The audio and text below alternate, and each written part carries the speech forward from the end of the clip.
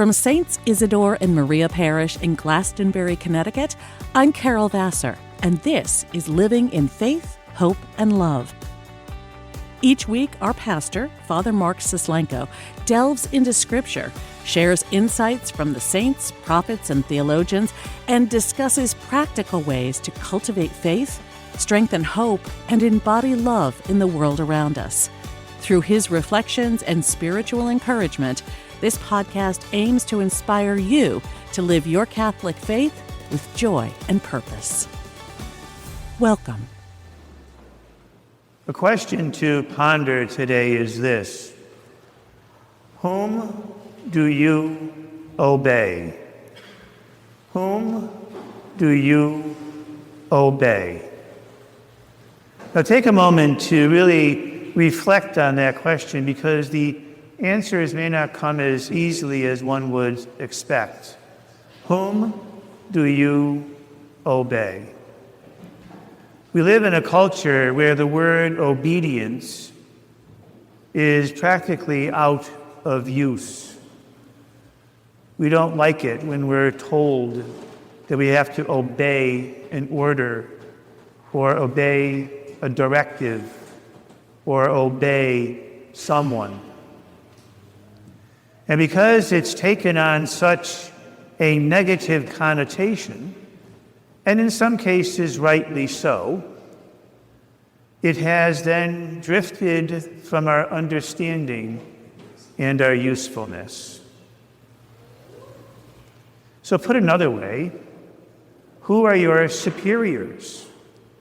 Who are your superiors? See, it's very easy in this culture to set ourselves up as rugged individualists, answering to no one but ourselves, doing as we want and when we want it. Even in families, the word obedience is sometimes used rarely, even in the dynamics between parents and children. Whom do you obey? Someone in your life has to have your best interests in mind. And I'm sure each one of us has someone whom we have their best interests in mind. Who is it? Because when we answer that question, then we open ourselves up for an opportunity to deepen relationships and understanding a bit. Sometimes we don't have the correct perspective on life ourselves. Our emotions, our desires, our needs, our wants, all kinds of things get the best of us. And we find ourselves acting out of those things. And then that one person who really does care about us taps us on the shoulder and says, "You're hurting yourself. You're spinning your wheels needlessly. Maybe you should consider doing this." Do we obey what they say? Obedience in the spiritual life is extremely important.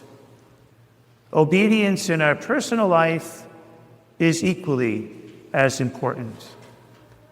And I'm not talking blind obedience or giving uncontrolled authority over to an individual or individuals, because that can be abused and lead to even violence and hurt. I'm talking about good obedience.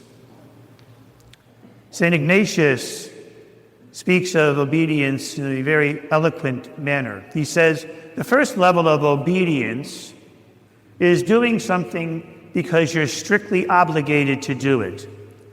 Strictly obligated to do it. So think of your work. You're expected to be at work at 8 o'clock and work until 4. It doesn't matter how you feel about it. And you punch in at 8 and you punch out at 4 because you're strictly obligated to do that. That's what your superiors are telling you you must do. And he said that kind of obedience is good. It provides a structure. It's useful and beneficial to many. He said the second kind of obedience is doing something because your superior has asked you to do it, not out of strict command, but simply as a request. So if the person you listen to, if your superior is your boss, and they ask you to do a particular thing, you eagerly do it because you have trust and faith in them, and you carry out that request.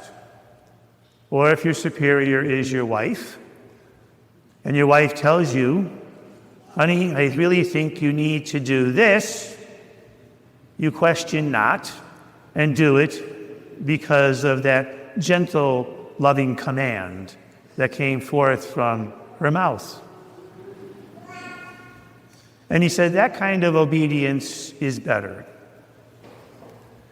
But then he says the best kind of obedience is doing something simply because it pleases your superior. Simply because it pleases your superior. So let's think of a family unit. You can have parents and children in this family unit. There are some things that are strictly obligated. You have to be in bed by 8 o'clock and that's it. No questions, ifs, ands, or buts. There are other things in that family unit that are done because the superior, the parent, makes that request. And the children eagerly do what they are told. And then there's the better and the best is when the children go out of their way to please the parent because they love them and they know that they are doing something to make them happy. So let's assume that God is our superior. Do we allow him to have that role in our lives? Do we eagerly want to obey him? And if the answer is yes, God is my superior, and I do want to obey him, then we can use St. Ignatius's models to assess our level of relationship with God. So in our desire to obey God, are we doing things simply because we are strictly commanded to do so? Well, that's okay. Do we do this obeying of God because he is requesting something of us? And because we do respect and love God, we eagerly do what we are asked to do? Or do we stretch it a little bit and go out of our way to please God in the actions and the behaviors of our lives, in the choices we make, in how we look at the world and each other, how we view our faith, the tenets of the gospel, and what God is asking us to do as his disciples, and then go out of our way to please God simply because we love him? So here's why obedience is important when given in healthy doses in our lives.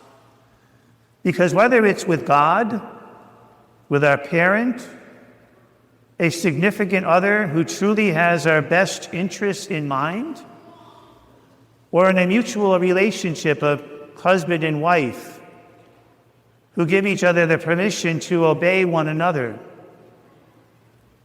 in the highest form of that, it's really an act of love. Love is not just what we do, but how we do it and why we do it.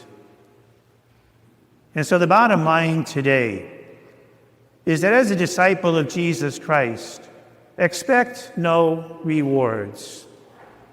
Expect no favors. Expect nothing from God.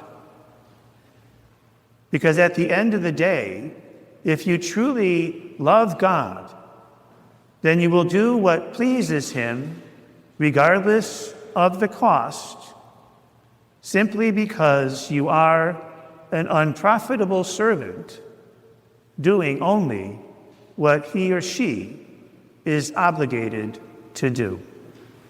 Father Mark Sislenko is the pastor of Saints Isidore and Maria Parish in Glastonbury, Connecticut. If you like what you've heard today, subscribe to Living in Faith, Hope, and Love on your favorite podcast app, and take a moment to leave a review. Saints Isidore and Maria is an active parish community, so whether you're a longtime parishioner or just getting to know us through this podcast, we welcome you to join us at Masses or any of our other community events and services. Visit our parish website, isidoreandmaria.org, for a full schedule of happenings. That's isidoreandmaria.org. We're also active on Facebook and Instagram. On behalf of Father Mark, I'm Carol Vassar, and we thank you for listening to this episode of Living in Faith, Hope, and Love.